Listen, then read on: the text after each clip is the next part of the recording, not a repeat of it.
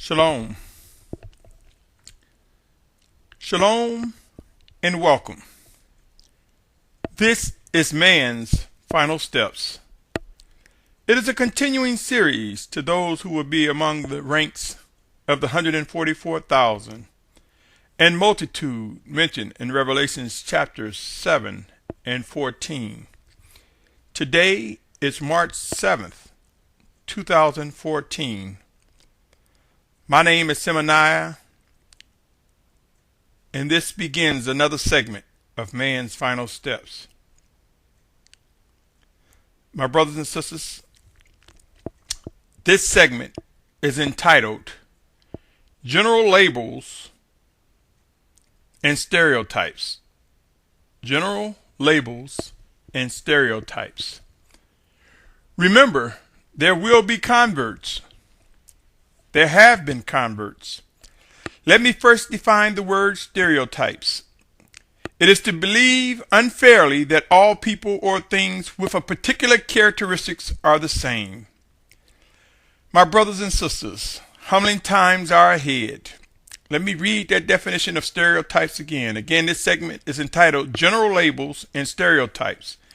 And one definition of stereotypes is to believe unfairly that all people or things with a particular characteristics are the same. How many times are ahead of us? We are in the midst of end-time prophecies being fulfilled as I speak. The necessity to build unity will intensify before our eyes. Therefore, we will experience becoming physically, mentally, and spiritually weak in order that the Spirit of Yahushua may be strong within us. I submit to you, as the 144,000 and multitude are being refined, each one individually at a time will receive refining, which will result in those who are focused on the Spirit of Yahushua coming together. Over the years, I have witnessed countless self-appointed leaders, self-appointed mores, teachers, along with those who take an outspoken position.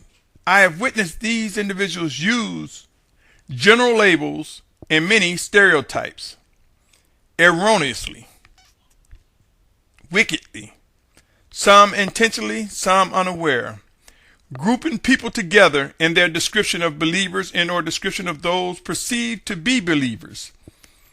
I have witnessed outspoken individuals say, I'm going to say actions, but I think many of you know if I say actions, I'm talking about that C word, that word that was used in an attempt to hide the Almighty Father's name and the follower of our Mashiach's name. But I will say actions, and I think it wouldn't take you much difficulty to determine who I'm talking about. One of the most widely known religious bodies on the planet. Believe this. Messianics believe that. Non-Messianic takes this position.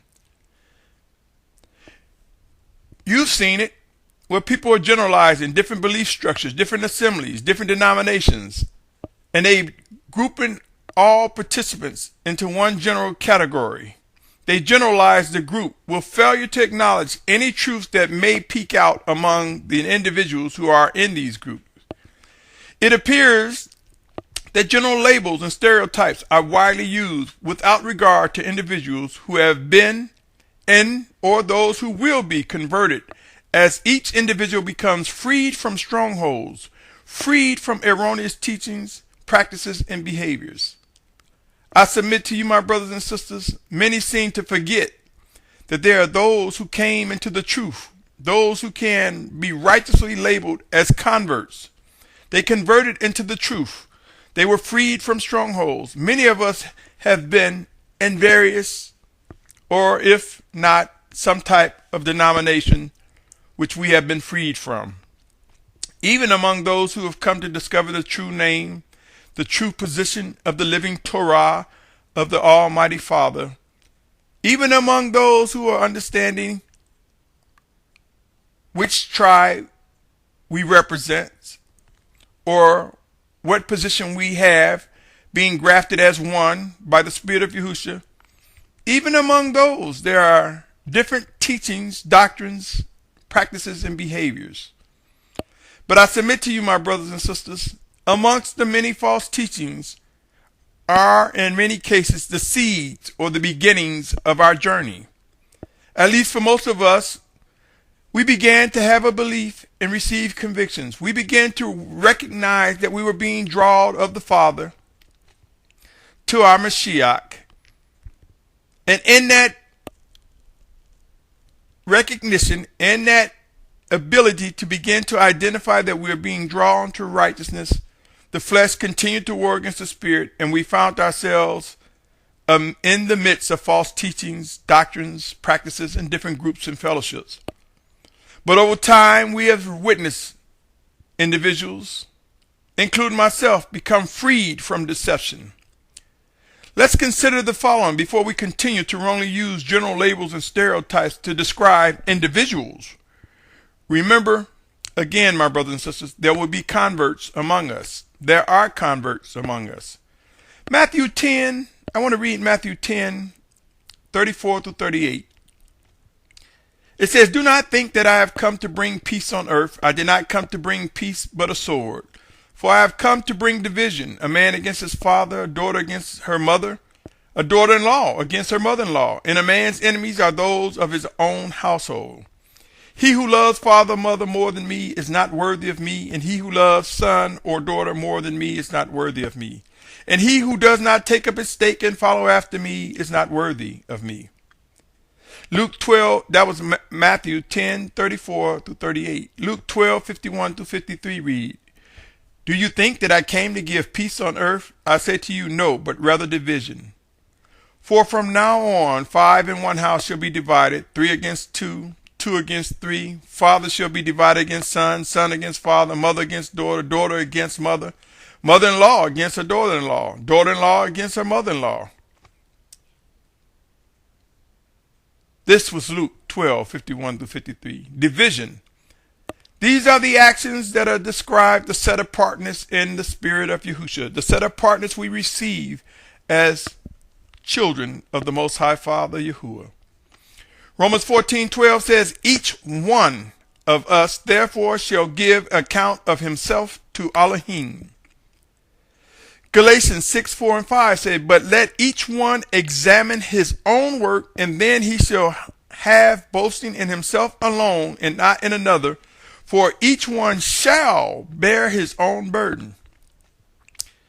Revelation 3:5 reads, "He who overcomes shall be dressed in white robes, and I shall by no means blot out his name from the book of life, but I shall confess his name before my Father and before his messengers."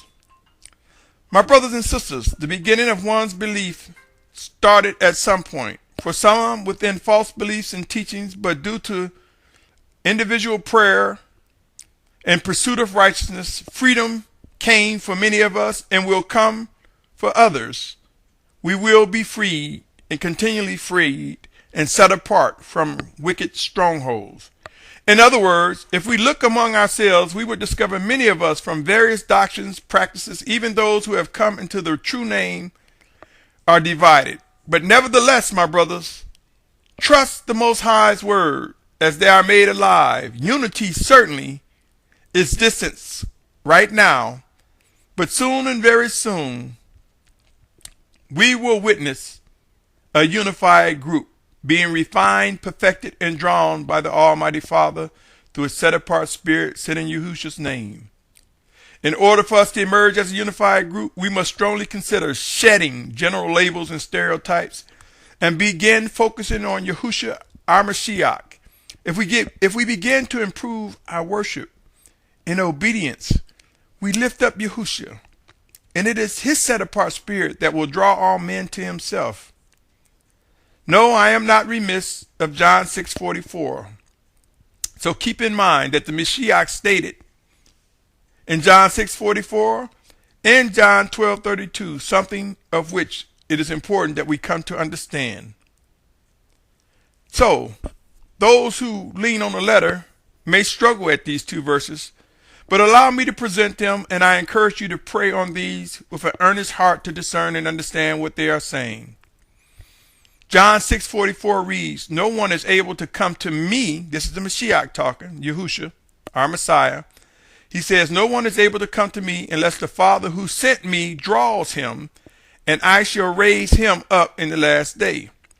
And John 12:32 reads, I, and if I am lifted up from the earth, shall draw all men to myself.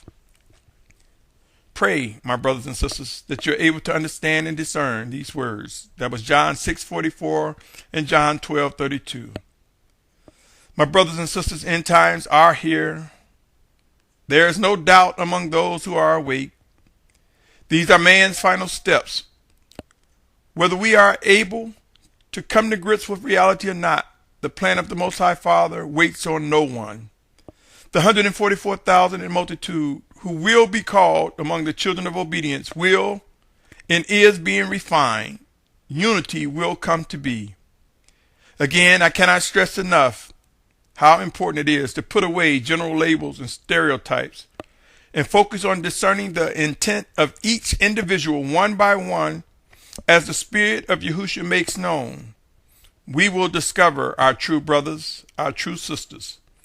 It is time to come away from compromising teachings, practices, and behaviors and receive living instructions from the Spirit of Yahushua in or through his chosen. So when you hear self-appointed mores, teachers, self-appointed leaders, or anyone outspoken or anyone who seem to be a teacher using general labels and stereotypes, consider very strongly their words, for such utterances are evil and wicked. Yes, we can say the doctrine, the teaching of a specific group's, the teachings, but when we label the individuals with stereotypes and say that the individuals represent all the teachings, we know within these different doctrines, people disagree with certain things. We know that those that are pursuing righteousness discover truth where truth lies, and over time are freed from strongholds. So my brothers and sisters, not all who are among the wicked strongholds support everything that is taught, everything that is ordered by these assemblies that are erroneous and wicked. There are those who are at points in their lives will discover gradually the truth and come away. These will earn the labels of being converted. Individuals reprove, refine, who will witness their robes being made white in the blood of the Lamb, Yahushua, just as us. I am absolutely not promoting holding hands nor fellowshipping with compromising camps, teachings, assemblies, etc. But be mindful, as individuals are freed from false doctrines, they will find themselves drawn together with the children of obedience. We will be drawn together. We will witness the unity that is so promised by the discipline, the reproof, the instruction, the guidance, by the power and strength of our Almighty Father. We should not be hanging around false teachings and practice waiting for others to come around. It would be wise to focus on individual worship and obedience that will lead to the coming together as a result of the drawing power of the Almighty Father Yahuwah. We will witness through our worship and obedience that we will lift Yahushua up and watch his set-apart spirit draw all men to him. My brothers and sisters, times will become very challenging in the foreseeable future. As famine, drought, pestilence, and disease rise, as it intensifies, we will be humbled, we will be refined, we will be perfected. We will witness reproof and deliverance like never before. The 144,000 in multitude will rise. There is and will continue to be a refining process. Pray, study, watch, and establish a mind, body, and soul to respond with precision to the drawing power of the Almighty Father. Be encouraged, my brothers and sisters. This plan is his, the Almighty Father, the Almighty Yahuwah. It is his and his alone. And we are approaching a time when much proof will emerge before our eyes. Until next time, I pray that we're able to persevere, that we're able to endure until the very end. Until next time, my family, I invite you, yes you, to stay tuned as this series, Man's Final Steps, continues. And remember, it would be wise to strongly consider coming away from those who support, embrace, teach, echo general labels and stereotypes. Remember, each of us must and will give an account individually before the throne of the Almighty One. Until next time, my family, shalom, shalom, shalom.